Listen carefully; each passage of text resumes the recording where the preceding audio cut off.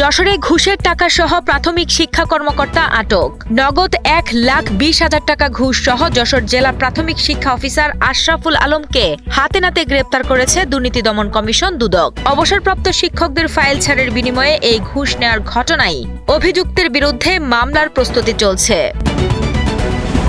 শরীয়তপুরের জাজিরায় বোমা তৈরির সময় ভয়াবহ বিস্ফোরণে সোহান ব্যাপারী নামের এক যুবক নিহত এবং আরও 2 জন গুরুতর আহত হয়েছেন। বিশালপুর ইউনিয়নের ইউপি চেয়ারম্যানের ভাইয়ের পরিত্যক্ত ঘরে মধ্যরাতে ঘটে এই বিস্ফোরণের ঘটনা।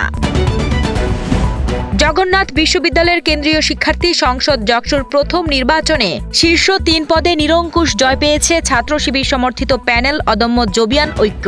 মধ্যরাতে ফলাফল ঘোষণার পর ঐতিহাসিক এই বিজয়ে আবেগ আপ্লুত হয়ে কান্নায় ভেঙে পড়েন বিজয়ী প্রার্থীরা।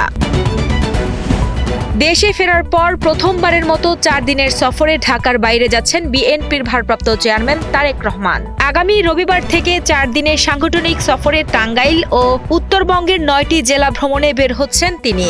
জুলাই আন্দোলনে শহীদ পরিবার ও তৃণমূল কর্মীদের সাথে সাক্ষাতের এই দীর্ঘ সফরে নির্বাচনী আচরণবিধি কঠোরভাবে মেনে চলার ঘোষণা দিয়েছে বিএনপি।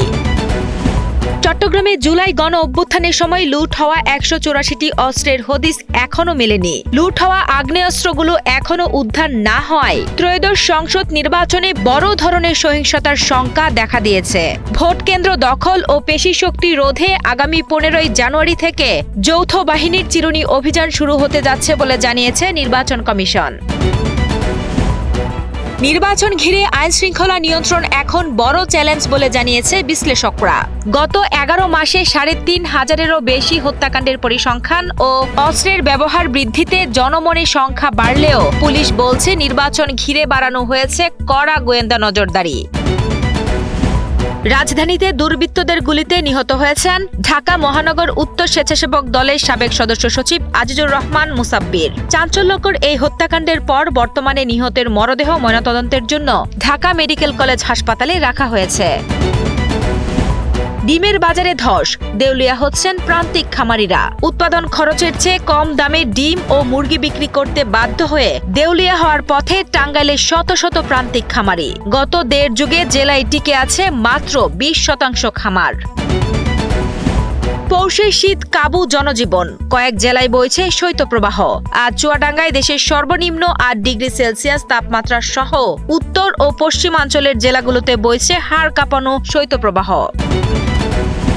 শীতের প্রকোপে বিপাকে ছিন্নমূল ও স্বল্প আয়ের মানুষেরা। চট্টগ্রামে জেকে বসা তীব্র শীত আর হিমেল হাওয়ায় খোলা আকাশের নিচে মানবেতর জীবন কাটাচ্ছেন তারা। পর্যাপ্ত সরকারি বা বেসরকারি সহায়তার অভাবে হাড় কাঁপানোর ঠান্ডায় একটু উষ্ণতার জন্য আগুন আর পুরনো চটের বস্তাই এখন তাদের বেঁচে থাকার একমাত্র অবলম্বন।